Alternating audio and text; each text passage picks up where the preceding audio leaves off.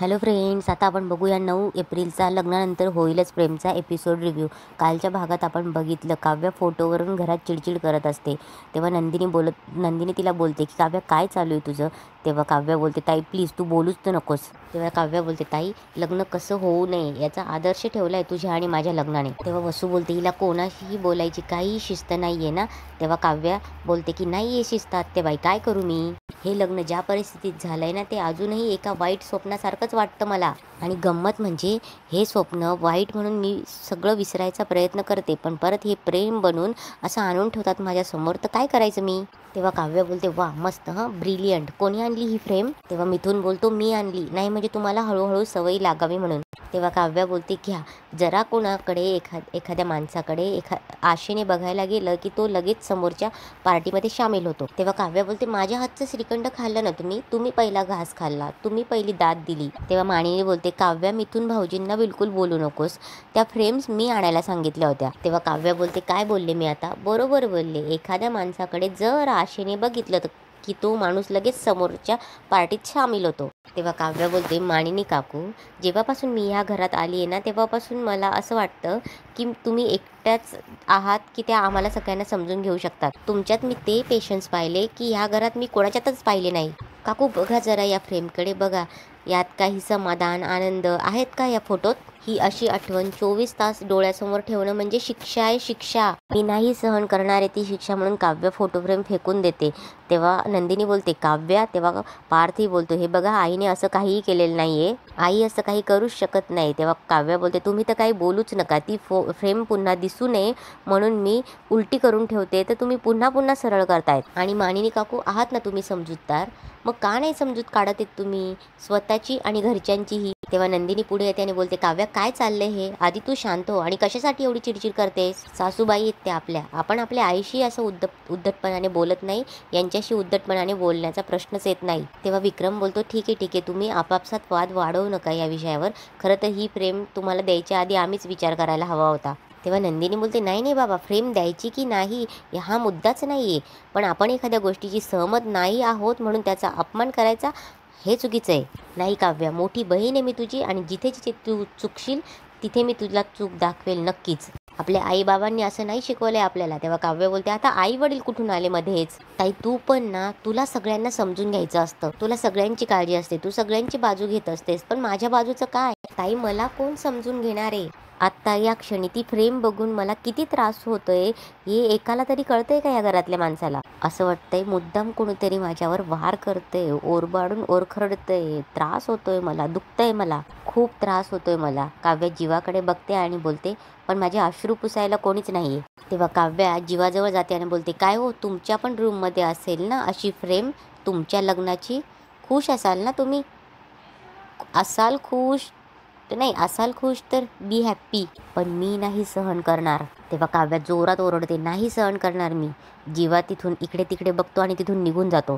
पार्थ बोलतो तुम्हाला त्रास होतोय ना या फ्रेमची, मी ही फ्रेम काढून टाकतो. तेव्हा वसू टाळ्या वाजवते आणि बोलते वा, पुन्हा एकदा माघार. महाराणी काव्यासमोर पुन्हा एकदा शरणागतीचं आव्हान पसरलं गेलं. तेव्हा पार्थ बोलतो निशाण युद्धात फडकवतात, हे युद्ध नाहीये घर आहे. तेव्हा पार्थ वसूकडे बघून बोलतो आणि मला ना थोडी शांतता हवी आहे, प्लीज मिळेल.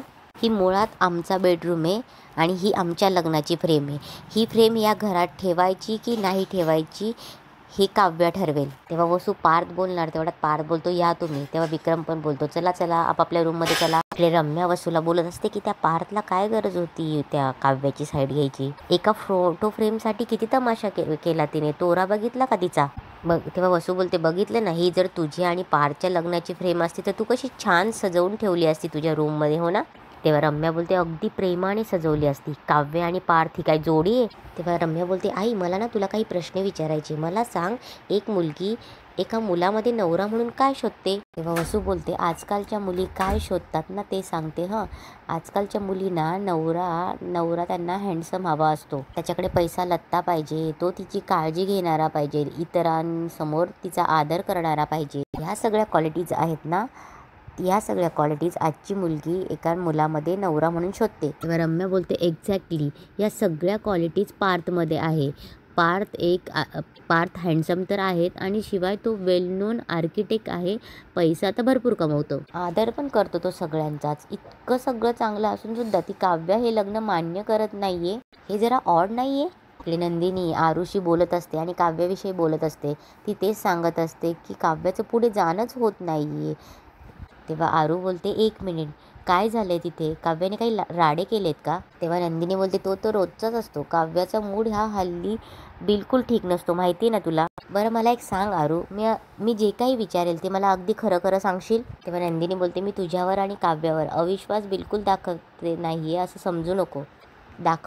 समजू नको. काय आहे ना, मी पडते तुमची ताई आणि तुम्ही दोघी लहान आहात. पण काय आहे ना, तुमच्या दोघींमध्ये सतत काहीतरी गोलमाल सुरू असतं. म्हणून मला सांग, तुझी आणि काव्याची अशी काही सिक्रेट्स आहेत का गं, जी मला माहीतच नाहीये? आपली रम्या बोलते, ती वरवर काहीही दाखवत असली ना तरी आत तिची जखम खोलवर वेगळीच आहे बघ. वसू बोलते, हे कशावरून बोलते तू? तेव्हा रम्या बोलते, मोबाईलवरून. तेव्हा वसू बोलते, मोबाईलवरून? तेव्हा रम्या बोलते, काय झालं? मगाशी तिचा फोन वाजला, मी सहज आपलं द्यायला म्हणून गेले तर ती चिडली माझ्यावर. तेव्हा वसू बोलते, थांब, मी ना आत्ता खाली जाते.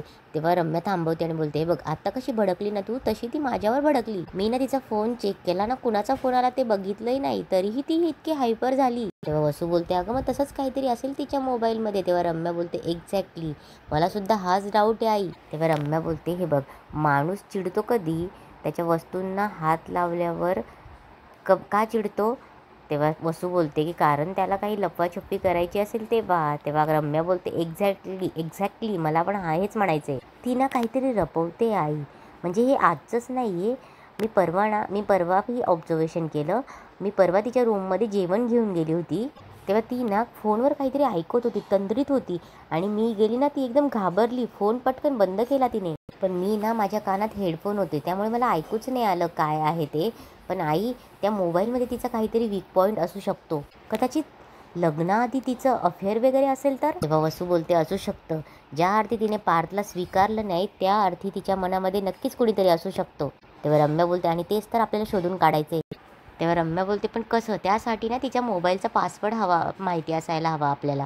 तो कसं कळेल?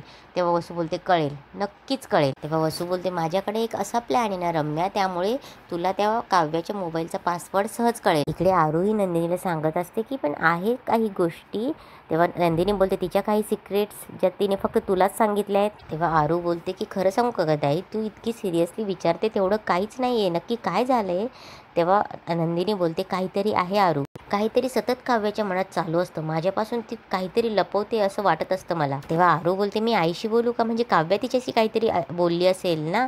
तेव्हा नंदिनी बोलते, नाही, अजिबात नाही. आत्ता या अवस्थेत आईला बोलून काही टेन्शन देऊ नको. मी बोलते काव्याशी, तू काळजी करू नकोस. तेव्हा नंदिनी फोन ठेवल्यावर बोलते की हे लग्न काव्य का ॲक्सेप्ट करत नाहीये? काहीतरी नक्कीच आहे तिच्या मनात. प्रॉब्लेम काय आहे हे कळलं ना तर मी नक्की सोल्युशन देऊ शकते. असं कुठलं कारण आहे जे माझ्या अगदी समोर आहे पण मला दिसत नाही? तेवढ्यात तिथे जीवा येतो आणि बोलतो, ही फ्रेम, आणि पुढे जाऊन आरशाजवळ जाऊन ते फ्रेमकडे बघतो. तेव्हा जीवा फ्रेमकडे बघत असतो. तेव्हा नंदिनी हसून बोलते, छान आहे ना फ्रेम, मला माहित नव्हतं आईंनी आणली, गोड वाटतोय फोटो. तेव्हा जीवा बळकटीचं सामान काढतो. तेव्हा नंदिनी बोलते, द्या ना, मी मदत करते. तेव्हा जीवा पुन्हा त्या फोटोकडे बघतो आणि त्याला काव्य त्याच्याशी जे बोलते ना ते आठवतं. काव्य बोलत असते, तुमच्याही रूममध्ये असेल ना हा फोटो? खुश आहात तुम्ही? नाही असाल तर बी हॅप्पी. तेव्हा नंदिनी जीवाच्या हातातून उशी घेते आणि बोलते, तुम्हाला पण आवडली ना फ्रेम? तेव्हा जीवा ती उशी पुन्हा खेचून घेतो आणि आपल्या खाली तिथे झोपायला जातो. जीवा तसंच अंथरुणावर नंदिनीकडनं हातातली चादर पण खेचतो आणि आपला खाली जाऊन अंथरुणावर झोपतो. आणि इथेच आजचा एपिसोड संपतो.